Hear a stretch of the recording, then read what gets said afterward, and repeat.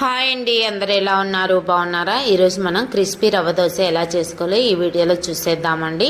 ముందుగా ఒక mixing bowl తీసుకొని దీంట్లో 1 కప్పు బియ్యం పిండి, 1 కప్పు సుజీ రవ్వ, 1/2 కప్పు వరకు మైదా పిండి, అదేవిధంగా రుచికి సరిపోయేంత సాల్ట్, కొంచెం జీలకర్ర, అదేవిధంగా కట్ చేసి పెట్టుకున్న కరివేపాకు, ఉల్లిపాయ ముక్కలు, అదేవిధంగా పచ్చిమిర్చి ముక్కలు, అల్లం తరుగు వేసుకొని 1 కప్పు వరకు పెరుగు కూడా వేసుకోండి. ఇలా బాగా మొత్తం వేసుకున్న తర్వాత అదేవిధంగా సన్నగా కట్ చేసి పెట్టుకున్న కొత్తిమీర తరుగు కూడా వేసుకొని 2 గ్లాసెస్ వరకు వాటర్ పోసుకొని బిస్కెట్తో మంచిగా ఏమి ఉండలు లేకుండా బాగా కలుపుకోవాలండి. ఇలా మంచిగా కలుపుకున్న తర్వాత పిండి అనేది చాలా పలుచగా ఉండాలి.